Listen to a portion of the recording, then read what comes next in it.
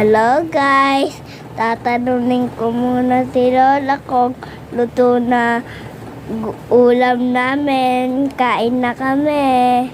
Gulay lang ang niluto ko. Kumakain ka ba ng gulay? Hindi. Ay, hindi ako kumakain ng gulay? Paano yan? Gulay lang yung ano natin, ulam ngayon. Ha? Ano na yan? Kain muna ako ng kamote. Gutom na si Lola Inday. Diba? Dapat kumain ka ng gulay. Ay, okay na? Hindi. Tingnan? Hanggang 100.